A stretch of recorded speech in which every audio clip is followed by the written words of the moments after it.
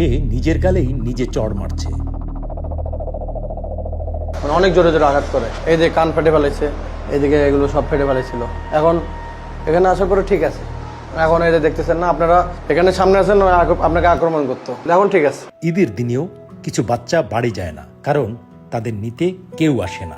অনেক বাচ্চা আবার এমনও আছে যে ঈদের দিনও নিয়ে যায় না বাচ্চাকে। যেমন এই যে আমাদের সৃজন, এই ছেলেটা রাজশাহী থাকে, ওর বাবা মা অনেক ভালো, দুজনে চাকরি করে, একটাই ছেলে এই যে আমাদের এখানে রেখে গেছে। ও নতুন আসছে, ও প্রায় কত 1 বছর হলো আমাদের এখানে আছে।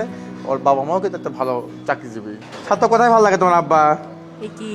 এখানেই ভালো লাগে, কারণ ওর বাসা কিন্তু বগুড়াতেই, ওদের বাসা 5-6 তলা বাসা। ওর বাবা দক্ষিণ কোয়ায় থাকে, কিন্তু এখানেই থাকতে স্বাচ্ছন্দ্য করে। এটা আমাদের, এইটা হচ্ছে একটা বড় পাওয়া। ও হাজার গেলেও আসে এবং ঈদে খুব বেশি দিন থাকে না, 3 দিন থাকার পর চলে আসে। এটা বগুড়ার TMSS অটিজম ও প্রতিবন্ধী স্কুল এবং পুনর্বাসন কেন্দ্র। বাংলাদেশ সরকারের 14 ক্যাটাগরির বিশেষ চাহিদা সম্পন্ন শিশুরা এখানে থাকে। কারো অটিজম, কারো আচরণগত সমস্যা, আবার কেউ একসময় নিজের হাতেই খেতে পারত না। এখানে এখন 137 জন শিশু আছে, তাদের মধ্যে 45 জন থাকে আবাসিকে। স্বাভাবিক একটা শিশুকে সামলাতেই যেখানে মানুষ ক্লান্ত হয়ে যায়, সেখানে একসাথে 20 জন বিশেষ শিশুকে দেখাশোনা করা, এটা কি শুধু চাকরি? এটা আসলে সাধারণ চাকরির মতো চাকরি না, কিন্তু এখানে একটা বিশাল মানবিক এবং আন্তরিক হতে হবে, বাচ্চাকে কাজ করতে পারবো না। কারণ একটা বাচ্চাকে, আমরা স্বাভাবিক বাচ্চাকে পালতেই কিন্তু অনেক মানে বিরক্তি হই, নিজের বাবা ছেলে মেয়েকে দেখতেও কিন্তু অনেক সময় মানে বিরক্তি হয়ে যায়। সেক্ষেত্রে আমাদের এখানে প্রায় 20টা বাচ্চা একসাথে দেখাশোনা করা, টিচারদের প্রতি অনেক কাজ, খুব বেশি গভীর মনোযোগ এবং আত্মবিশ্বাস না ছাড়া কাজ করতে পারবো না। এই ছেলেটার নাম আবির। 6 বছর বয়সে তার বাবা তাকে এখানে রেখে গিয়েছিল, কারণ তখন তাকে সামলানো খুব কঠিন হয়ে যাচ্ছিল।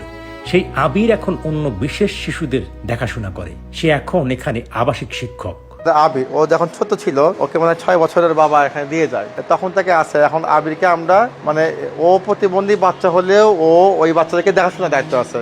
ও এখানে বড় হয়েছে, বোঝে কিভাবে চলতে হবে, ঠিক একইভাবে ও আবার অন্যান্য বাচ্চাদেরকে দেখাশোনা করে। এইটা আমাদের জন্য একটা বড় পাওয়া, এবং ওকেও একটা মাসিক আমরা সম্মান দিই, কারণ ওরা কাজ করে চলতে পারে।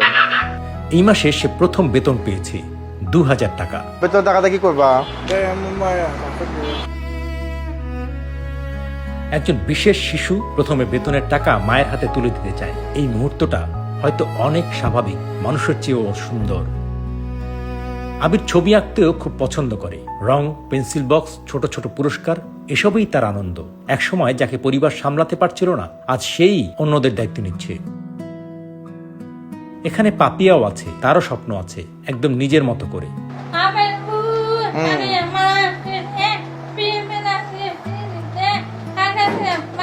আচ্ছা, ও ইশারা ভাষায় বোঝালো যে অনেক টাকা আছে, পিপ মানে হুন্ডা আছে, বাড়ি আছে, তাক নিয়ে আসেন, টাকা আমি বিয়ে করবো। তবে সেই ক্ষেত্রে এরকম করলো তো এটা চেহারা সুন্দর হওয়া লাগবে, তাই না পাপিয়া? হ্যাঁ, সুন্দর হওয়া লাগবে। ও সুন্দর পূজারি, এবং খুব পরিষ্কার পরিচ্ছন্ন পারে এবং সুন্দর নাচও পারে। পাপিয়া নিজেও সুন্দর থাকতে পছন্দ করে, নাচে, নিজের পৃথিবীটা নিজের মতো সাজিয়ে নিয়েছে। এখানে কেউ ঢাকা থেকে এসেছে, কেউ ঠাকুরগাঁও থেকে, কেউ বগুড়া থেকে। অনেক পরিবারের অবস্থাও খারাপ না, তারপরও অনেক শিশু বাড়ির চেয়ে এই কেন্দ্রেই বেশি স্বাচ্ছন্দ্য বোধ করে, কারণ এখানে কেউ তাদের অন্যরকম বলে দূরে সরিয়ে দেয় না। এই প্রতিষ্ঠান শুধু দেখাশোনা করেই থেমে থাকতে চায় না, তারা চেষ্টা করে এই শিশুদের স্বাবলম্বী করে তুলতে। সেলাই শেখানো হয়, রান্না শেখানো হয়, দৈনন্দিন কাজ শেখানো হয়, কারণ একদিন তাদেরও নিজের জীবনটা নিজের মতো করে চালাতে হবে।